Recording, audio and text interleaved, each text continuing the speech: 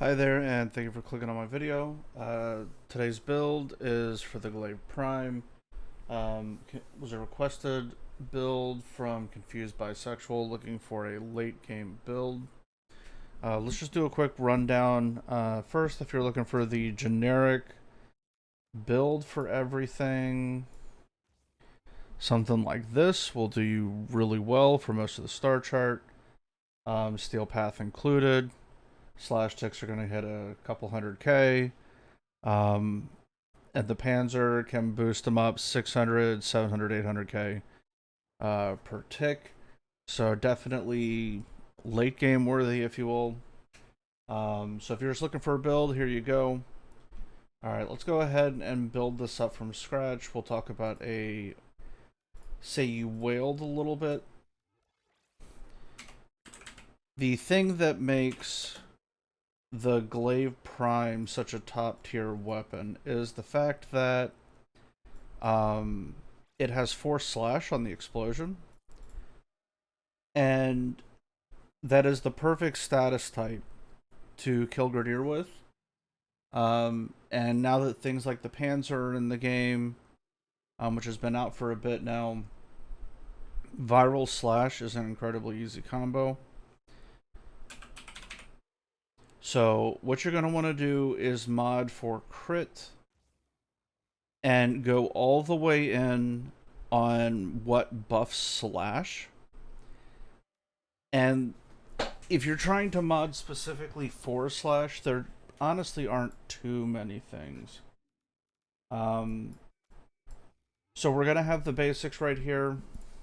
Let's do the...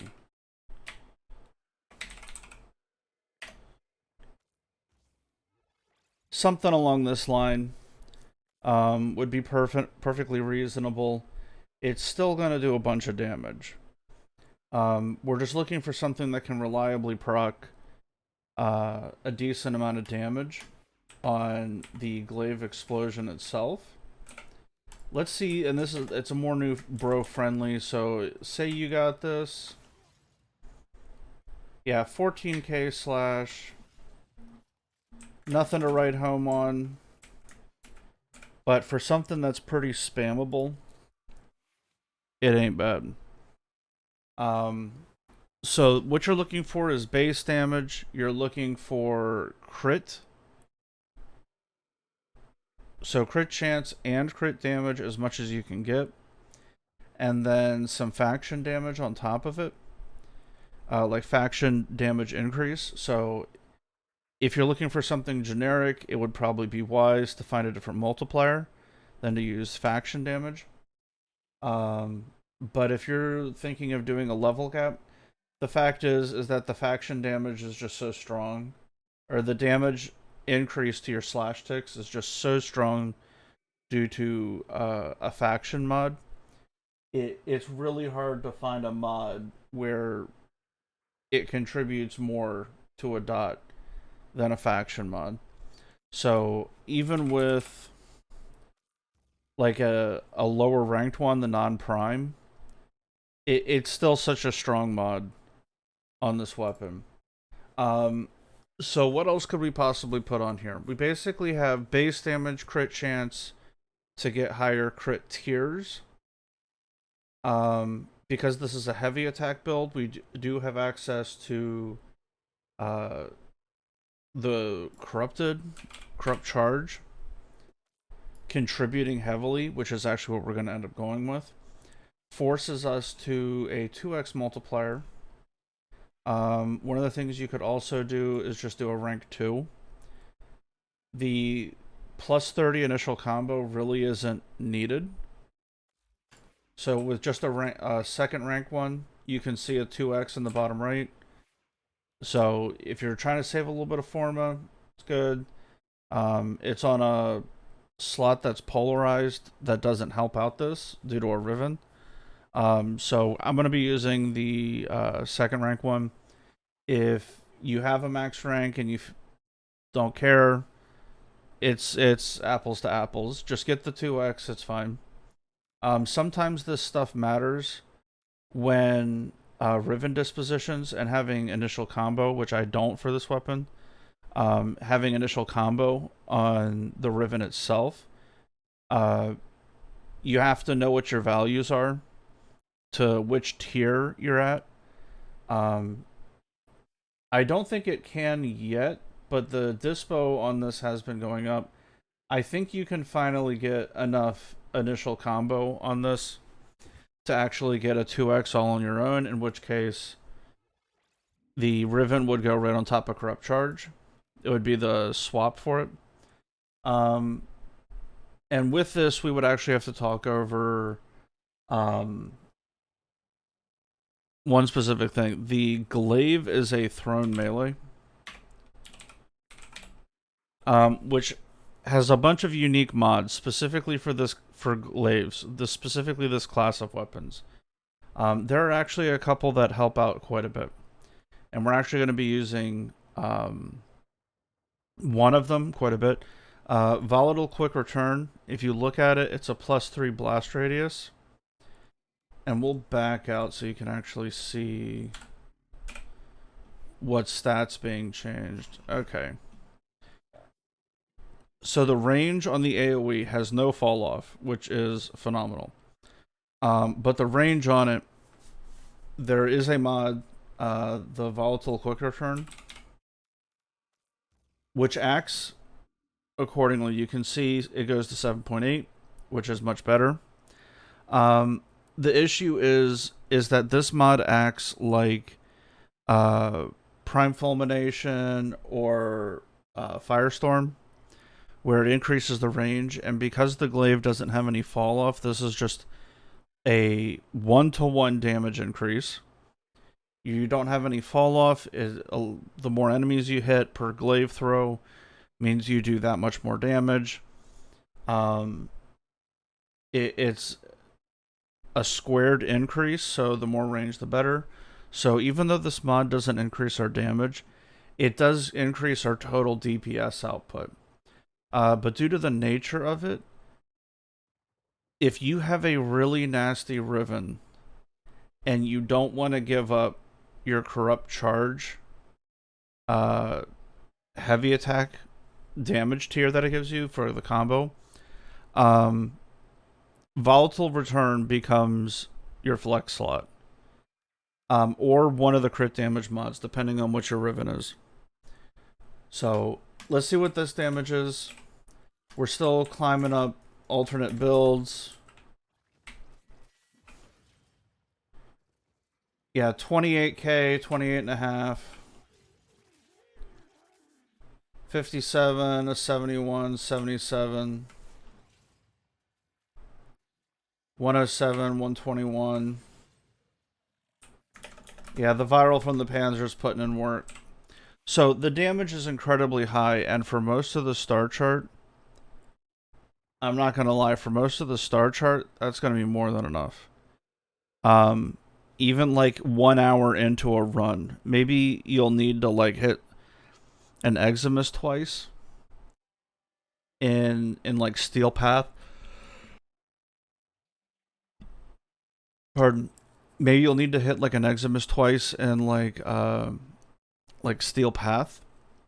But besides that, hitting anything with 100k slash tick is generally gonna one tick something, right? Like it's not gonna require all 6 ticks of slash. You're gonna heavy attack first tick that hits, the enemy's gonna die with a 100k slash tick, right? So just trying to explain the logic. Volatile Return is just AoE. Prime Pressure Point is your main damage source, melee damage. This directly increases the slash ticks.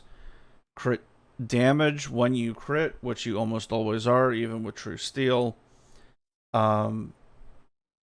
is going to boost your crit chance high enough that you're almost always going to crit. Faction damage further increases the slash. Boosting to a heavy attack to the 2x combo. When you heavy attack, you have a built-in damage multiplier. And then you have another multiplier due to the combo counter as well. So this is just another multiplier getting thrown on. For heavy attacks only does this actually really help. You really wouldn't go Blood Rush, even though I'm going to show you a build for Blood Rush, um, where you would want to take off Corrupt Charge. This is the Glaive Prime is almost exclusively used as a heavy attack weapon, and even though um, the quick attack build is fun, like it's definitely a hyper dynamic stance. The fact is that its range makes it a lot less desirable than the throne build, where you actually charge it up and you throw it. Like you have this part of the stance, the quick attack,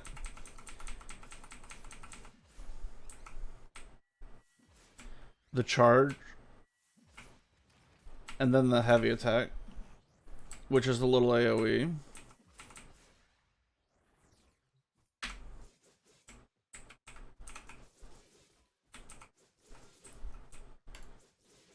So I love the stance on its own. If you want to mess around with it, it actually has got some good multipliers on it. But the fact is the most meta use is the throne AoE. It does tons of damage, super easy level cap. So let's talk about a higher scaling build. The meta build, if you notice, the things that are being buffed have not really changed. Organ Shatter swapped over to Amalgam Organ Shatter to speed up the throw. Gladiator Might is still on there.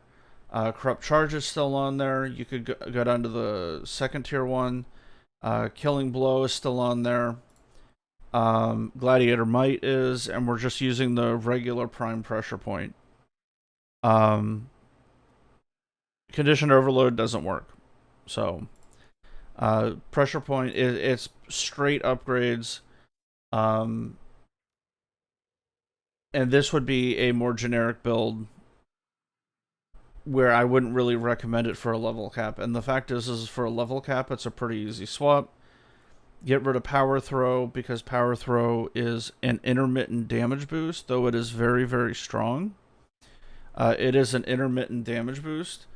And if you lose your combo at all, you have to start over.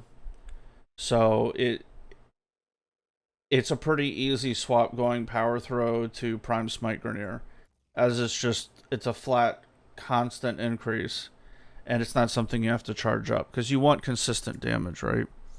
The only thing that you really want to be like not consistent is what crit tier you're getting, right? So pretty basic. But talking specifically about level cap or late game, because you said late game. I'll show you guys the comment. Can you do a Glaive Prime build for late game? That really depends on what's considered late game in this aspect. For Steel Path, this build is perfectly fine. If you're missing any of these mods, just obviously use the one right below it. So, like, if you don't have Prime Pressure Point, use a regular Pressure Point, so on. If you don't have Organ Shatter or Amalgam Organ Shatter, use regular Organ Shatter. Power Throw, I don't. If you're still making your way through like Steel Path or like the Star Chart, you might not have this. Just slot for raw damage if you're missing any of these. Even Gladiator might. If you skipped over Cetus, but say like later, like when you're doing Sedna or something like that, and you don't have Gladiator Might, just mod for raw damage. So do like a corrosive build against Grenier, or just do like a straight up viral, a viral build. If you have access to the 165 Toxin Elemental, this guy Prime Fever Strike.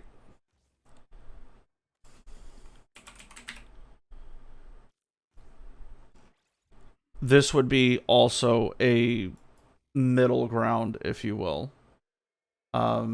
Sort of making it work and coping for not having the full set of mods yet. So this would be like a middle ground, right? So okay, let's return. There we go. So talking about level caps, this is a basic core build. Um, we'll go back to our full scaling. Prime Smite Grenier is going to do more than Power Throw, but Prime Smite Grenier, unless you're somebody that's got like stacks of them, I think I've still got a couple, yeah. And Prime Reaches, the new bros in the Alliance love those. Um, unless you have one, this is something that people will look at when they're new to Warframe and say Barrow brought it. They'll look at it, and there are still people that say these mods aren't good. They're some of the strongest mods in the game, frankly. Um, with dot damage, frankly, it basically doubles your damage. Like, that's just mentally how you need to think about it. It more than doubles your damage. Um, it applies twice. That's not something people are gonna know. And even in some circumstances, with a raw damage build, if you are hyper fixating on boosting a specific weapon, right, like just a primary, there is even a point where you run out of multipliers on how to boost your damage on a weapon, and the smite mod, the faction mod, still comes into play. Right? Like, it's just, even in situations like that, now that there's so many ways to export damage onto something else, like crit chance onto the frame, base damage onto the frame, fire rate onto the frame. There's a lot of ways now where you can export like a damage boost somewhere else onto the build. These faction mods by proxy, if you're not double modding for crit chance, then the faction mod could easily fit over top of it. So let's talk about boosting the damage. We'll talk specifically about level caps and whatnot, but let's see what the damage we got now. With no power throw, we saw the power throw. Alright, 44,985 and little shy of 90k. Okay. So why is this more damage? Obviously, 45k, 90k, we'll just round, is pretty decent. For a basic build, this would be something to consider, for like a longer run. I would say faction mods really come into usage, say, like, level 500 and above. They start to really become useful, especially with your dot builds. They're almost always useful in that circumstance. But the fact is that the faction mods allow you to scale incredibly hard into level caps. It's you can 100% do a raw damage build. The fact is that the Kuva weapons make that significantly easier, just because they do so much more damage. But faction mods allow dot builds to compete using like a lot more variety compared to like a raw damage build, or say like a viral hunter munitions. Like a faction mod would almost give you the same damage output, not 100 pennies on the dollar, but it would almost give you the same output as running like a viral slash build, like a viral hunter munitions build on a primary. You could run faction and then gain another mod slot to further boost your damage, and you would almost end up even.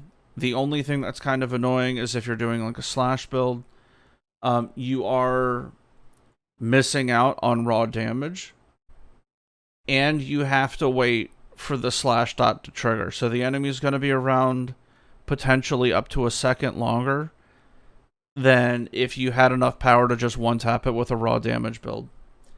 So slash mods or faction mods help out a ton in the longer a mission type goes, and even then you have things like Cascade. where you can get to level cap in like an hour and a half. Disruptions are like 2-3 hours. If you're keeping up a somewhat of a pace. Defense depends on the node, but the idea of like a survival level cap where it takes like 8.5 hours, just isn't a reality anymore. You can get there in like an hour and a half with like a cascade.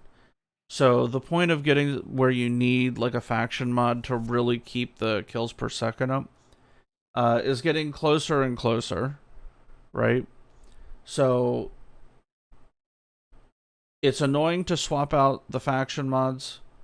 It's a little tedious. It's not that bad. But if you're even close to doing like a longer run for late game, faction mods really are the way to go. You almost don't even feel until late, like way later, like hours later. You almost don't even feel the enemy scaling. So it is what it is, especially against like Steel Path Grenier. If you were running before Steel Path came out, like a 100 munition slash proc build, you can literally just drop on a faction mod, like a Prime faction mod, and it almost negates the tankiness increase. Because for a slash build, the faction mod against Grenier more than doubles your slash damage, and the health of the enemies only doubled, right? So it's plus 100%. So the fact is that this build setup is really, really strong because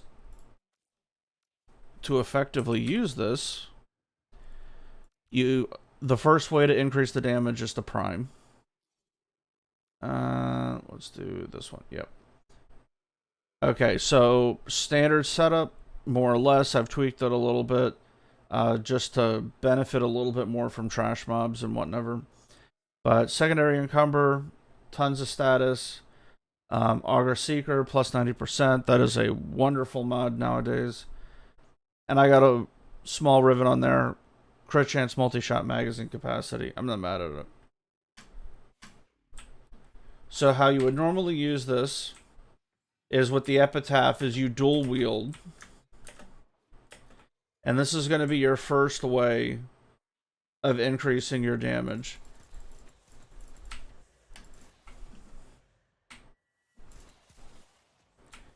You'll prime, you'll throw, and this combo is what you should be running, maybe say with like a new core.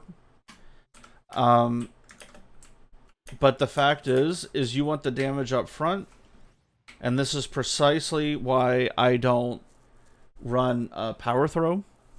Is in order to stack up power throw, you have to continuously throw the glaive, right? You have to throw the glaive 4 times in a row. Throw it 3 times to charge it up, and on the 4th one, you get the big bang. But if you're priming, like you should be, if you stop to prime and you don't throw, like without gaps, you lose the combo bonus. So this is the reason the faction mod comes out seriously far ahead in terms of utility, though it could be argumentative on like whether the damage is better under certain circumstances. So prime,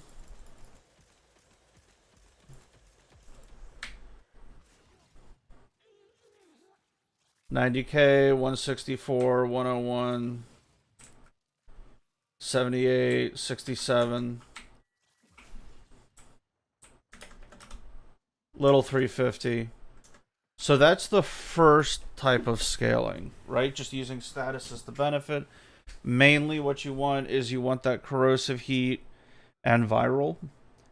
So it increases the direct damage, and the viral will increase the slash damage. Obviously, corrosive and heat aren't going to help your slash ticks. But in terms of total output, you still got to count the initial hit, right? So those are the combination that you want. Nice and easy. Panzer's taking care of the viral. Epitaph's got corrosive heat on it. And that's basically going to be your combo.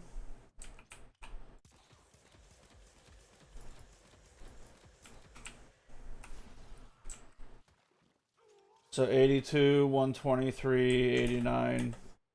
It's a little all over the place. So what do we do to turn this into a proper late game build? The big thing is running whatever frame you want, but Helminthing on Roar. Roar acts like a faction mod, a universal one is how it's coded. It will boost your damage up a ton. But depending on what you mean by late game, you do have some other options. Not great options. Roar is definitely the go-to. But let's see what Rhino can do on its own.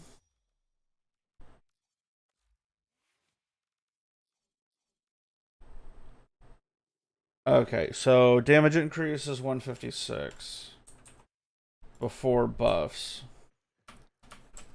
We'll grab an energy. And let's bring in some enemies. So remember, we were just barely getting over like 100k, right? 220, 387. It's definitely a little bit better.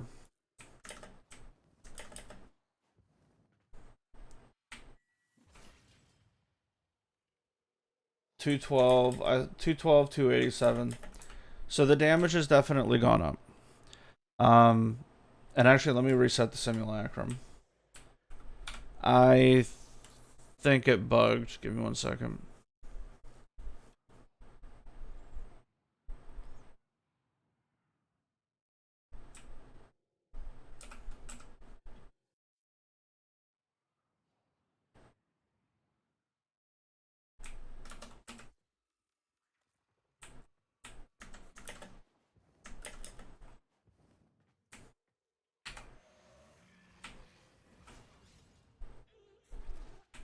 Yeah, 212, 387. Okay, it's fine. So, Roar is going to be the thing that boosts your damage a ton to begin with. Viral is going to be another multiplier. And we'll try to get the Panzer to actually hit something this time. Because the other numbers that we were getting before, I think, had Viral on them. Okay. Alright, nice and spread. I'm out of energy, can't cast that. Alright, 207. And now we're in the millions. So the damage is there.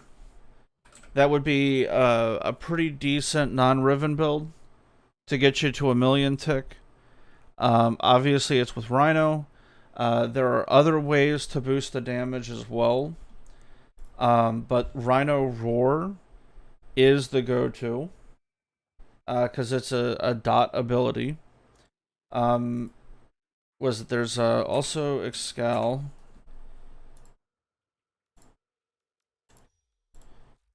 Was it Furious Javelin? Yeah, Furious Javelin should affect it. Let me reset the simulacrum. Furious Javelin, if you're an Excalibur enjoyer, you might not care to put Roar on, even though combined the damage is pretty meme worthy.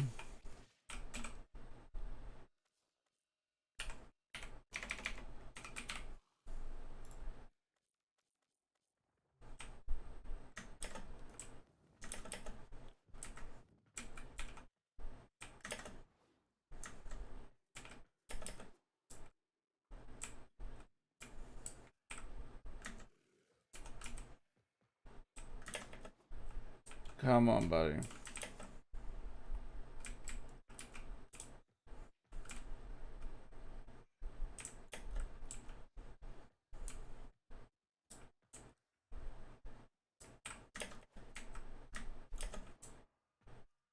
Alright, so wait for the Panzer to spit.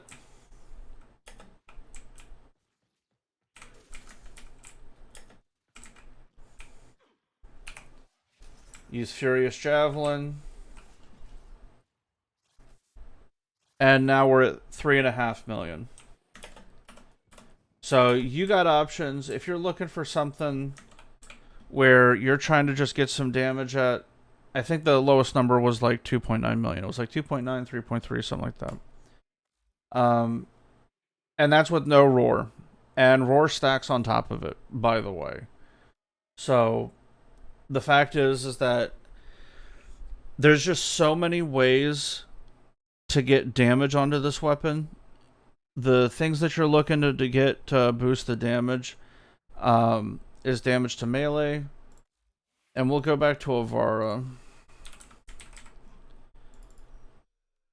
So this one I was using? Maybe not. Okay, so anything that's base damage, Furious Javelin applies, Rhino Roar applies, those are the big ones. Eclipse does not help you on dots, but if you're doing a raw damage build, you can get some pretty nasty numbers out of this weapon with a raw viral build, where you can actually proc like a really really heavy critical hit. Say you got like a Goofy Riven, that makes running like slash horrible. I would say try it on the regular glaive, because the glaive prime, like its entire gimmick is slash ticks. One of the ways you can boost it, now we're going to incorporate like actual modding on the frame, to obviously get the damage even higher, is the combat discipline Arcane Avenger setup for an additional 45% crit chance. But more importantly, the big one is going to be Arcane Fury. You're going to have to spam a little bit more, but this will actually allow you to take either accept the increase in the base damage of having the 180 from the Arcane and 165 from Prime Pressure Point, or you can slot something else here. And one of the things I actually personally like to do is generally I don't like modding for the same thing more than once. So one of the things you could do here is you could actually swap out and put Blood Rush, and say Corrupt Charge goes away, and you could do something like Relentless Combination on a Nairman setup. One of the other things you would need would be heavy attack efficiency.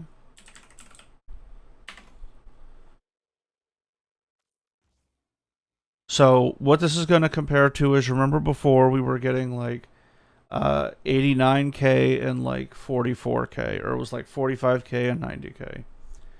So as messed up as this is, we have more crit chance. We've double dipped into crit chance to help us get those reds. And we're using Relentless Combination to further boost our combo. The slash ticks will increase our combo chance. This is also pretty effective with Ash, because he gets the increase in slash duration and the intensity of the slash ticks. So if you were thinking about doing like a late game setup, Roar Ash with the Glaive Prime, I have seen people take the level cap several times. And honestly, it's probably the most comfortable level cap you'll have in a while. But one of the other ways you can get the combo up fast is, say, like True Punishment, and really rely on that crit chance to get to reds. It does come out ahead, but it takes some work. Okay, so we've lost crit damage, we've lost base damage, and we have gone significantly further in on crit tiers. So we're going to be looking to get like tier 2 reds at a minimum.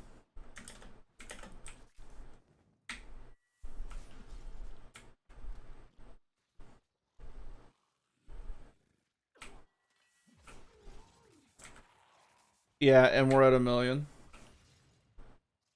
500k, 600k. So the issue is that if you end up with like a Riven that has like a really goofy amount of heavy attack efficiency, and you can get to like say like 80% heavy attack efficiency, this build actually overtakes the other one. So the base damage gets exported off onto the frame. Arcane Avenger obviously helps out the crit tiers. And you can even, that's what was on here before, the 3 Glad mods. Fill out your build like you normally would. And then if you can fit like 1 or 2 gladiator mods onto the frame, like say you got a flex slot, even 1 is going to be a big help. Because there's what, 110% modded crit chance. And that could help you bump into at least getting like a 5 to a 10% chance of getting reds. Without considering like a Riven, right? So any of these, if you can get 1 on, get 1 on, 2, 3. I don't know what frame that would be, but some frames, just due to what their build is, you have a flex slot on the frame itself, and they don't need the arcanes either. Like I would be able to run this setup with 2 of the gladiator mods on my Deja. So if you're really trying to get the damage even higher, and then you have vulnerabilities on top of that. So let's see what this comes out to. We got some nerds.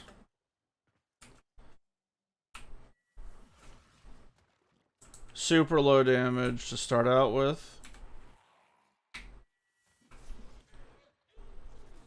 A little over 1 mil. That was about 1.3. 300k on an orange. Yeah, it's about par for the course, and that is, more importantly, before damage boosts from abilities. So say like that's before roar. So that 1 mil would then get boosted by roar. Or if I was running this setup on Excal, the damage boost would then be increased based off of this number. Obviously, Fierce Javelin, it's not the same math, but it would have a significantly higher point of scaling off of, right? So this is sort of the main philosophy, and then you do roar on whatever it is. It's such a comfy level cap setup, and if you do like range, or sorry, not range, but if you do like a strength duration, it's particularly nasty. And if you're doing like a level cap, one of the things that you can also do is throw on a bit of duration, right? For expedited suffering. Maybe not go this build. I would still say go with the other one though. So let's see. Prime pressure point. Bottle. Crit damage. It's additive, but still helps. One of the things you could do, if you're just looking for a little bit of extra damage without having to work for it too hard, is you can just skip the corrupt charge, because you gain it back so fast. You just gotta throw it twice, or at least keep it up, right? Yeah, 2 ticks, 3 ticks is 3x. Yeah, 660k. So if you are throwing into a large enough group of enemies, you can still 1 tick and get your combo back. But obviously it's not going to be on the first hit, which is obviously preferable. But this would also be another way of getting your damage up. Because if you throw into, say, like a big group, say you have like a Vauban or like a Nidus on your team, and you throw the Glaive into a big group, that is a ton of slash procs. So you'll be 1 ticking, 2 ticking, getting your combo counter up. And one of the other little tricks you can do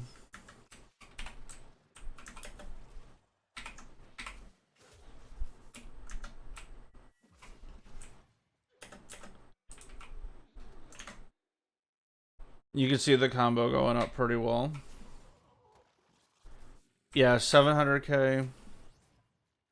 Obviously, this is simulacrum numbers.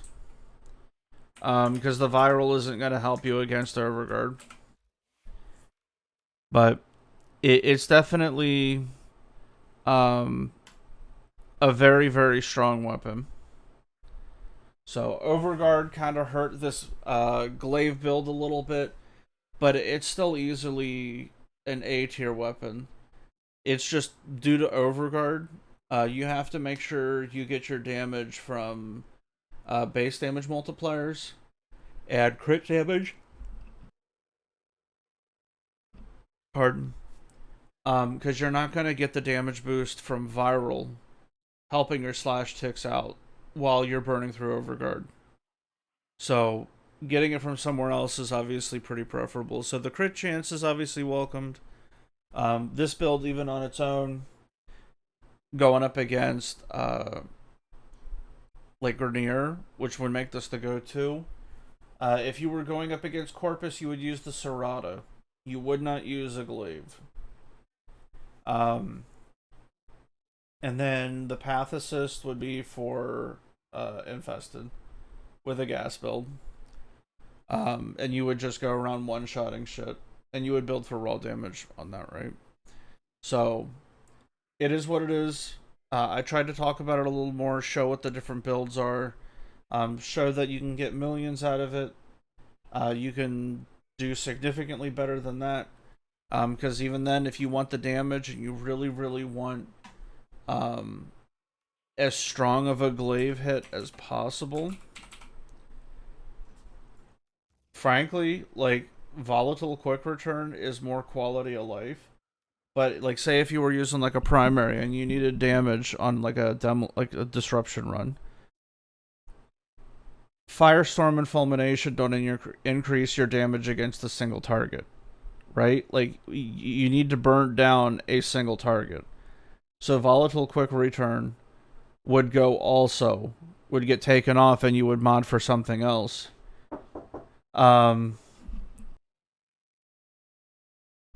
And it would still be technically considered a flex slot because it increases your effective DPS, but it doesn't make your numbers higher. And if you're doing a disruption run, you need those numbers as high as possible. So a couple other tricks to sort of go into it to multiply the damage off of it is, obviously you got Roar. Furious Javelin on Excalibur is a good meme, but a lot of people find keeping Excalibur alive at later game it is pretty difficult compared to others, because his one still feels occasionally bugged for the iframes. But the go-to would be like an Ashe with an Epitaph, where you're running Roar on Ashe.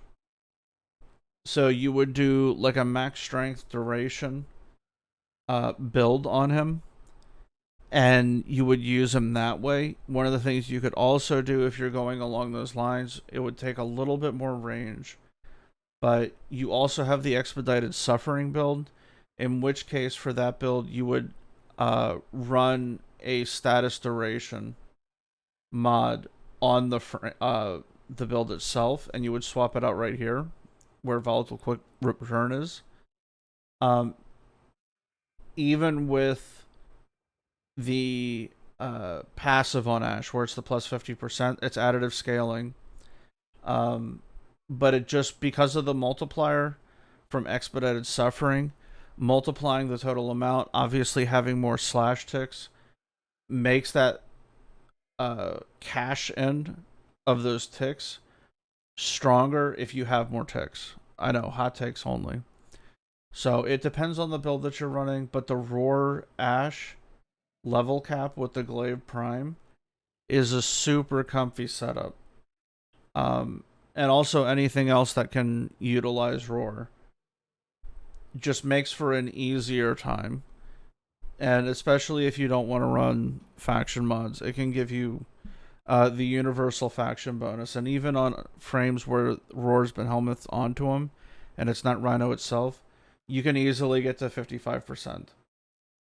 Obviously, the 207% was a Rhino special, if you will. You could probably still do that with like Fishers, but there's no way in hell a Helminth Roar is getting, without like a squad setup, is getting to like 800 strength, where you could do that on Roar, on Rhino, with like a Fisher buff and just that. So Roar's the way to go. Expedited Suffering at incredibly high power strengths. In terms of Helminths, I think it comes out ahead when you lean into the duration build. Especially on frames like, say, like Saren and especially Lavos. Lavos, it's a bit of a meme. It gets pretty nasty. But Saren, Lavos, and Ash, the frames that modify the duration of your statuses, Expedited Suffering is a hell of an option, especially at higher power strength levels. So, food for thought. Consider this for your build. Personally, for me, I would just swap out faction mods, and make sure you're using it against the appropriate faction. Like, you could use this setup against the Infested and the Grineer, no issues. It would give you, obviously, not ideal damage against the Corpus. You would be much better off using the Serrata, because its force proc is Toxin, and that is obviously significantly more ideal damage type to deal, like a Toxin status effect with Toxin damage is obviously significantly more preferable against the Corpus than using like a slash build. So make sure you're using this against the appropriate faction, and to be honest, the Glaive Prime on its own is strong enough, but I would recommend just hyperfixating this weapon onto just killing the Grineer. Because there's so many glaives and they all have unique procs to them, except for I think one. It's just, they're like Voltron, right? Like, the more you have, the more powerful it gets. The more you hook up, the more powerful it gets, right? Just have one for each faction. The Serrata for Corpus, Pathesis for the Infested, Glaive for the Grineer, and just go with where you need. One of the things that could potentially be a nuance is against Corrupted, right? Because they have armor. There's an infested enemy and there's shielded enemies. It would probably be preferable to go for a slash build and get defense strip onto your frame. Use like a Thera Strike. But obviously you're not really worried about like a disruption or a cascade level cap with those guys. You've got a defense and a survival. Go with God. So mod accordingly. But anyway, I think this video has been long enough. I tried not to go over the builds. It's a slash build, mod for slash, base damage, crit chance, crit damage, faction. Those are the only things that fucking matter. And then you have the heavy attack bonus and the combo counter increase on top of it. Killing blow is additive damage to pressure point only on heavy attacks. So that's what increases your damage on heavy attack builds. That's what the build is. It would be the same as like a heavy attack build on like a Skana or something, or like a Stropha. Obviously minus the thrown melee thing. But it's just because of the slash proc, you get to go absolutely ham on a slash build that you wouldn't otherwise normally be able to do. So something like this would be your best bang for the buck, and I would say just use it against the Grineer. But anyway, I hope this added some context. I hope this helps with the late game build. This weapon is phenomenal. for how easy it is to mod. It's a little expensive considering some of the mods on here when you look at it, but it's balanced out with some cheaper ones. So it is what it is. If you don't have it, for the love of God, don't buy this. If you can farm it up, it's good stuff, man. I would put the Nikana Prime over this, to be honest, in terms of like general use. But anyways, take it easy. Confused Bisexual 117. I hope this helps. Y'all have a wonderful day. It's a great weapon. Does hella slash ticks. Use it against the Grineer. Take it easy, guys.